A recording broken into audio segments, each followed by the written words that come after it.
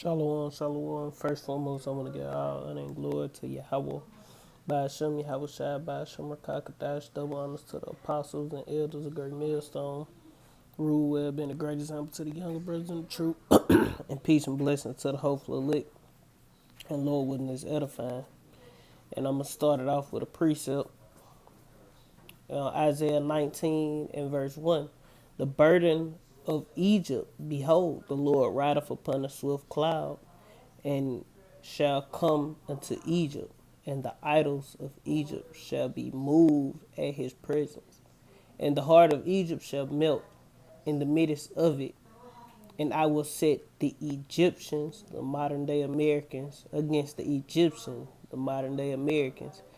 And they shall fight every one against his brother, and every one against his neighbor, city against city, and kingdom against kingdom. And that's what we finna see in this video, man. That's what we finna see in this video. This is, let me pull this whole chapter up. 2nd Exodus chapter 6 and verse 24.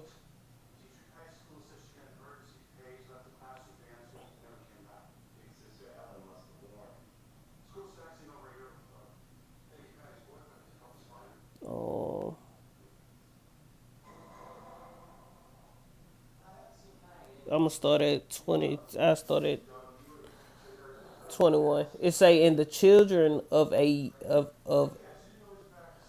year old shall speak with their voices, and women with child shall bring forth untimely children of 3 or 4 months old, and they shall live and be raised up, and suddenly shall their sown places appear unsown, and the full storehouses shall suddenly be found empty." And we seeing that.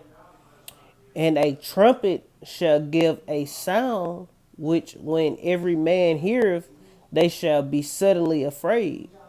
At that time shall friends fight one against another like enemies, and the earth shall stand in fear with those that dwell therein. And springs and therein the springs of the fountain shall stand still, and 3 hours they shall not run. Whosoever remaineth from all these that I have told thee shall escape and see my salvation, and the and the end of the world, and the end of your world." So that's the elect ultimately. In the heathen nations that's allotted to slavery, because somebody gonna see our salvation, because they're gonna be like, and Wisdom of Solomon would say, "Is this he who we had sometime in derision?" Salvation so far beyond all that they look for, man. Cause the elect all over the world, man. You gonna have the elect in all these different camps all over the world, raising up, teaching, man. The places, it's gonna be places where people gonna be getting beamed up where the missiles ain't even much gonna hit, and the elect gonna be getting beamed up. The Lord say He gonna gather His people from the four winds of the earth, man. All right, let's play the video.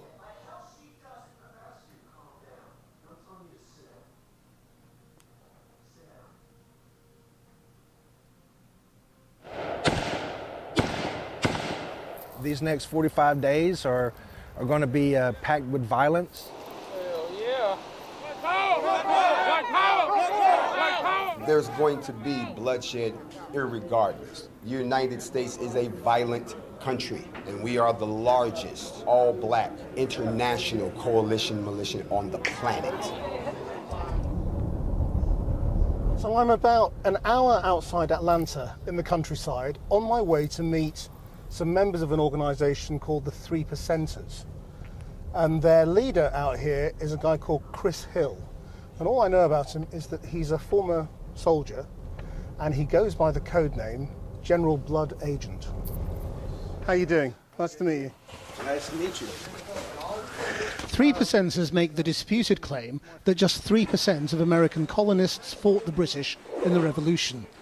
They're described by civil rights groups as far-right, anti-government white supremacists, something Chris has invited us here to deny. So today we're going to be going to the woods. We're going to be working on pistol drills, rifle drills. What are you training for? People may try to come and take what you got. So we want to be able to protect what we have. Or And he going into the Democrats, you know, how they talking about taking guns away, you know. And also he talking about Antifa and Black Lives Matter and just Jake in general, man. These people were getting ready for war, man, you know. And you Jakes who marching with Grandmaster Jay and you new Black Panther Party members, hey, man, you going to get mowed down because Esau don't bear the sword in vain, man, you know. to move and make contact with the threats and take out the bad guys.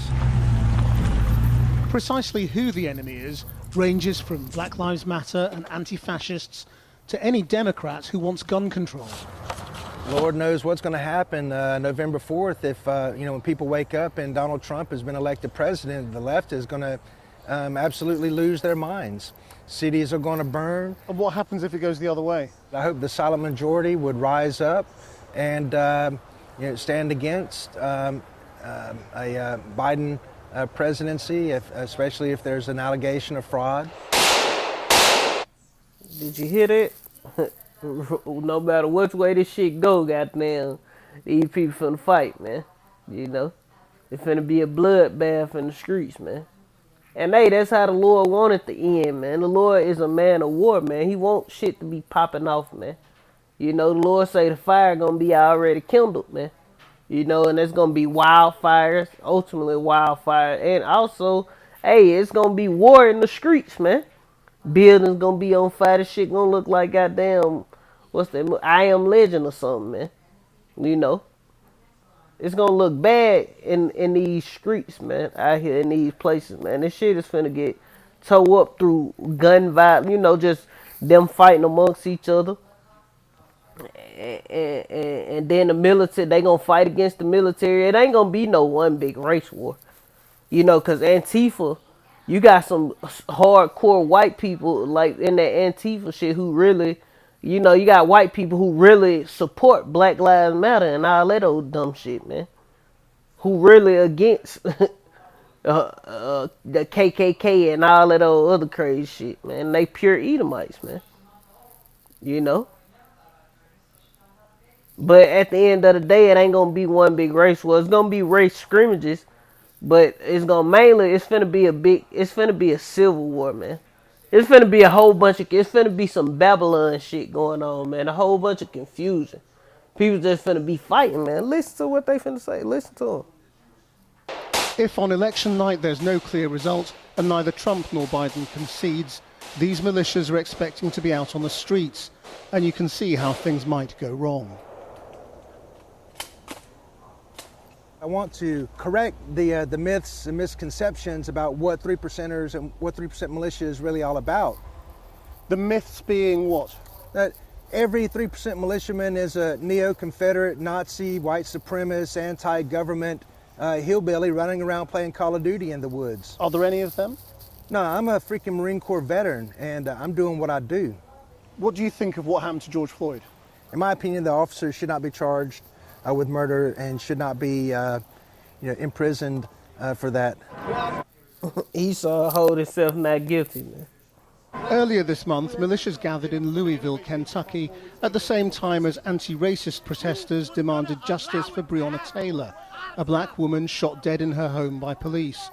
There was shouting and pushing, but no real violence. Close by, a new militia was also gathering, entirely lawfully, to demand justice. All its members are black. I'll call in reinforcements. And they have a charismatic leader called Grandmaster Jay. He isn't easy to meet face to face. Move, move, move! I'm in a retail park on the outskirts of Atlanta, and this is the rather unlikely setting where I've been told I could get to meet some of the most important people in black militia and Black Power. They had come for the funeral of Hashim Nzinga, one of the leaders of the new Black Panther Party. Taliba Tunde joined this movement 6 years ago after the notorious police killing in Ferguson. I got into this when I saw Mike Brown get killed, and they left him laying in the middle of the street for 6 minutes straight and didn't cover his body up. And right then I saw that, I said that could have been me, that could have been my friend. I actually cried. And I saw Hashim Nzinga in Ferguson, and that's why I'm here at his funeral today, because this man is the one that changed my life and made me sign up for the new Black Panther Party. And other black groups had come here too to pay their respects, including Grandmaster Jay, leader of the NFAC, the Not Effing Around Coalition.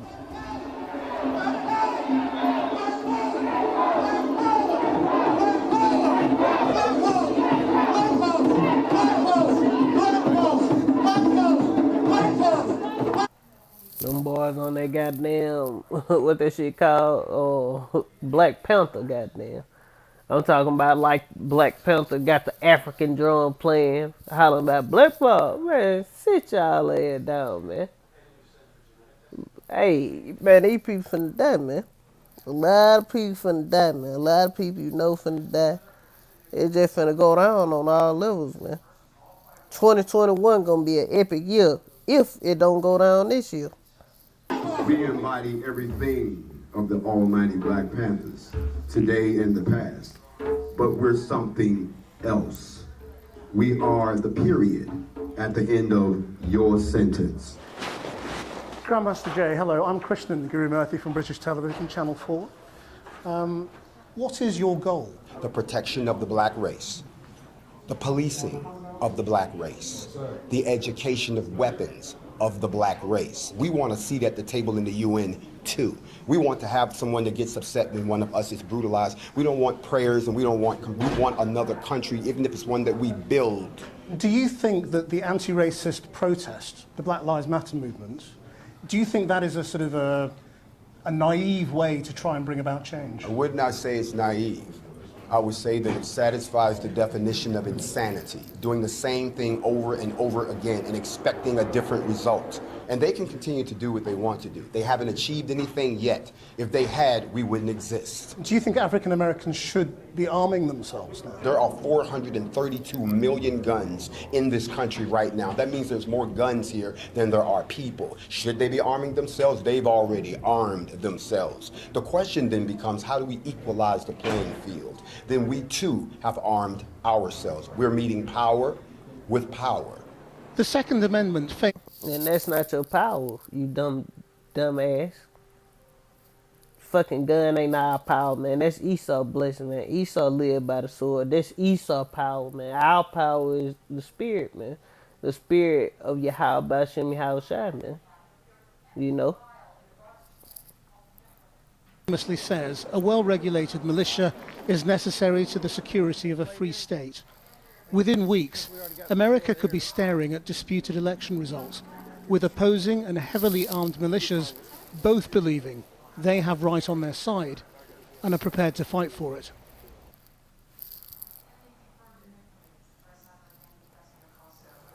Yep. And that's what's coming to America, man. War, man. War. I'm gonna title this video, The Smoke is in the Air, man. Smoke is in the air, man. You know. Let me get this one.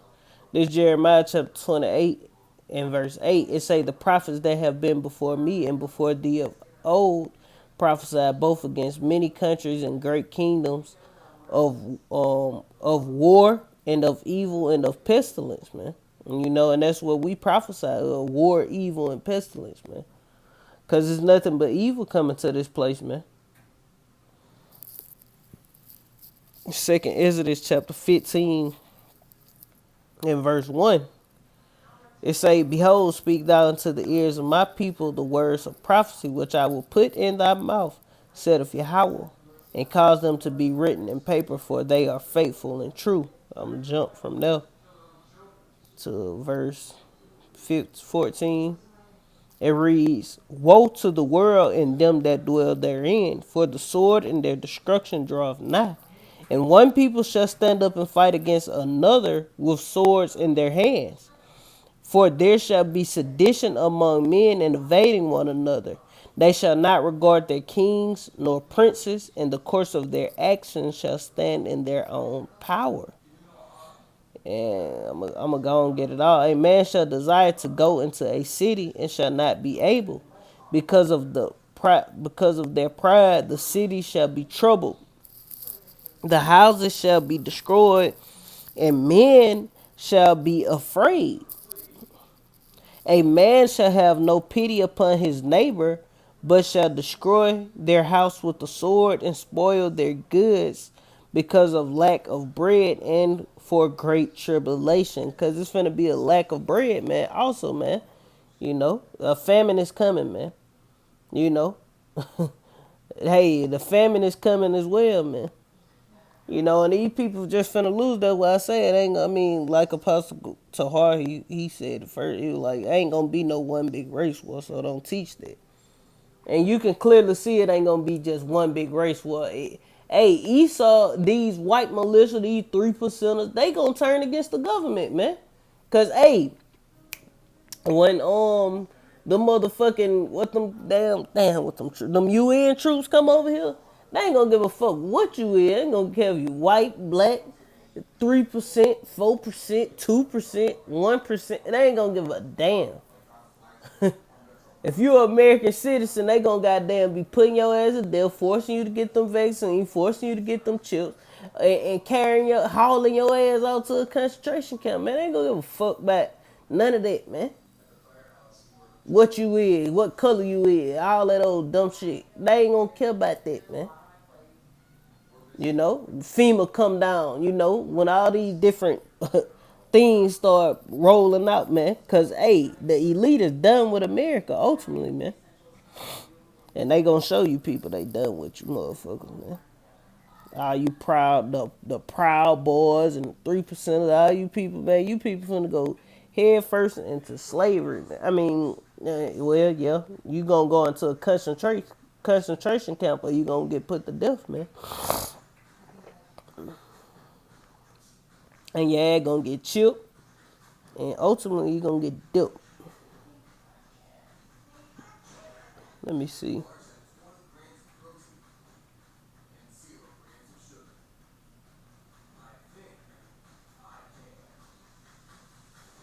I can start from here, shit.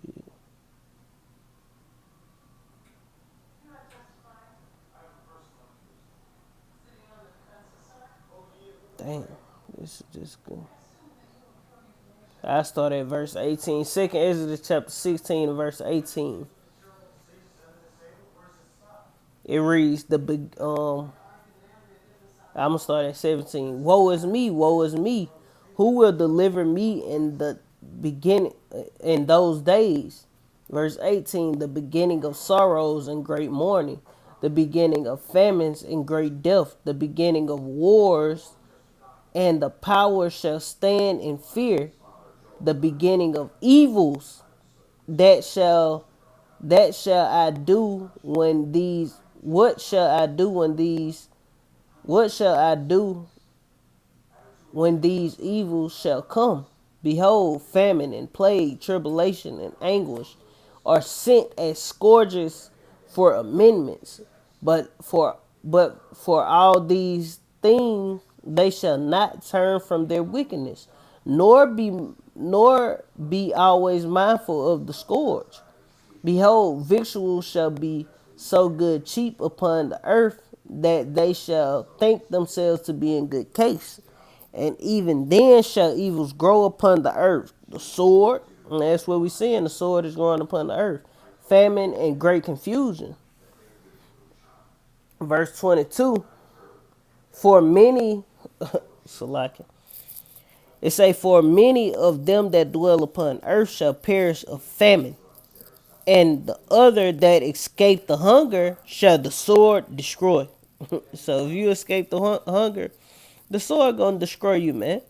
"And the dead shall be cast out as dung." Just as a pile of dead bodies just gonna be sitting on right away, man. You know, like dung, man. And there shall be no men to comfort them, and the earth shall be wasted. The earth, not America. I mean, not just America, but it's gonna be the worst in America. Don't get it. Don't get it. Don't get this shit twisted.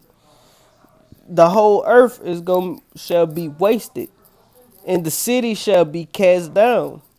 There shall be no man left to till the earth and sow it. Yeah, cause this shit gonna be like on I Am Legend, man.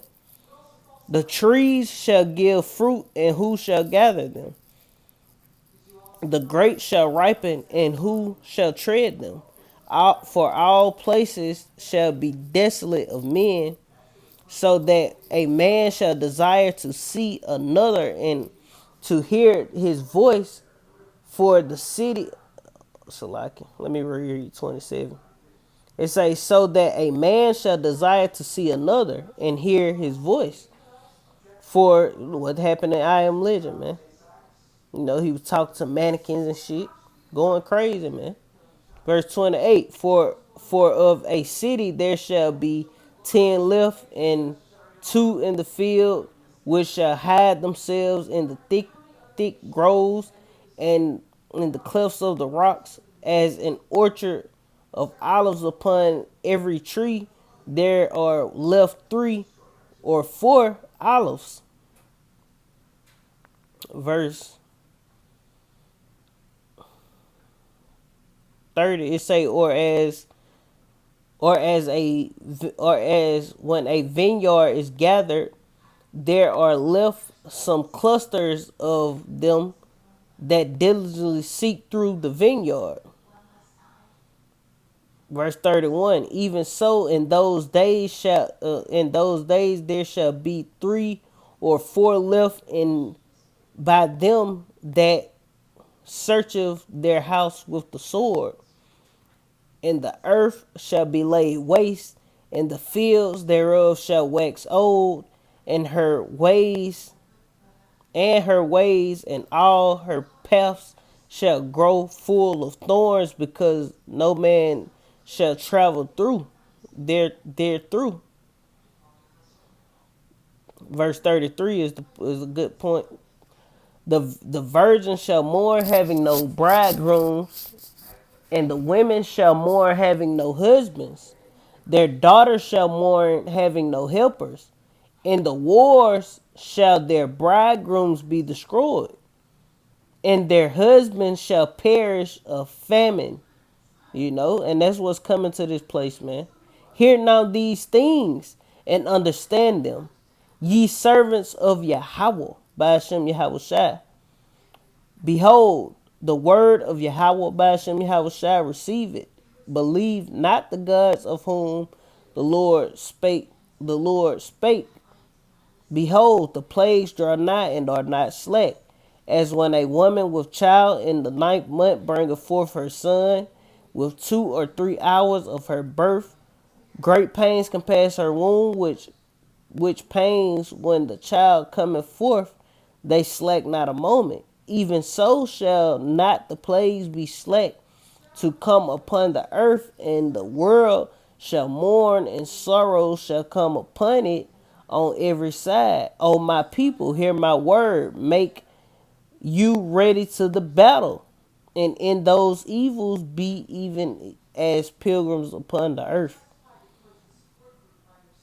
You know, so hey, that's what's coming to this place, man. Evils, man, war, man, pestilence, famines. And we focusing on war in this, man. That's what's coming, man. War. Whoa. Let's get this one. Let me find it again. 2nd Exodus chapter 13. Just one precept.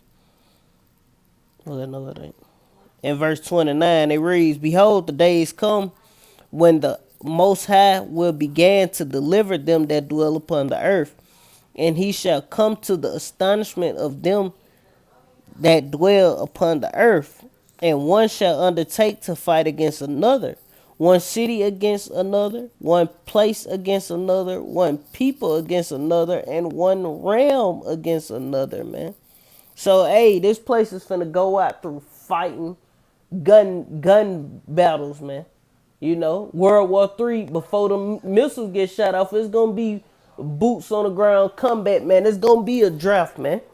You know, and the end all be all, they gonna shoot them goddamn missiles, man.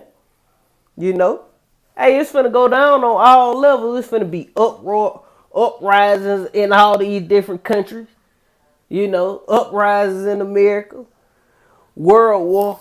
It's hey man, this place done, man. You know, oh Israel, hear the words of Yahweh Hashem Yahushua and make yourself ready to the battle, man. And the only way you can make yourself ready to the battle is not by picking up guns, running around talking about you need you an AK with a shoulder strap, man. A fucking Draco, you know. A motherfucking goddamn Tech 9 and all that old crazy shit, man. You know, that ain't preparing for the battle, man. That's preparing to get slaughtered, man. You know, and ain't nothing wrong with having a weapon, especially if it's, you know, ain't nothing wrong with having a legal weapon. That's what I'm trying to say, you know. But that ain't gonna save you, man. Making yourself ready for the battle is obtaining this knowledge, wisdom, and understanding. That's how you make yourself ready for the battle. If you're not doing that, you ain't got yourself nothing going, man. You're going to be overtaken swiftly, man. Very, very swiftly, man. You know, so Lord, when it's edifying, make yourself ready to the battle. Repent, first and foremost. You know, learn the names. and ultimately dig into this word, man. You know, knowledge and wisdom shall be the stability of thy time. The fear of the Lord is going to be our treasure in that day, man. Oh, because it's finna get ugly out here, man. You know, it's finna get real ugly. You know, say you don't get caught up in a race war or whatever. You gonna have teeth of wild beasts, famines, pestilence, all kind of shit finna be jumping off, man. Storms, hurricanes, wildfire. You know, hey, the Lord got something for your ass, man. You know. But that's pretty much it. Lord, when this edified, I want to end and give an infinite honor and glory to Yahweh by Hashem, Yahweh Shai by Hashem, Kakadash. Double honor to the apostles and elders of Great Millstone, rule well. Being a great example to the younger brothers in the truth. Peace and blessing to the hopeful lick, Lord, when this edifying. To the next time, I want to say Shalom, Kwam Yashala, and the Baba Bar. Shalom.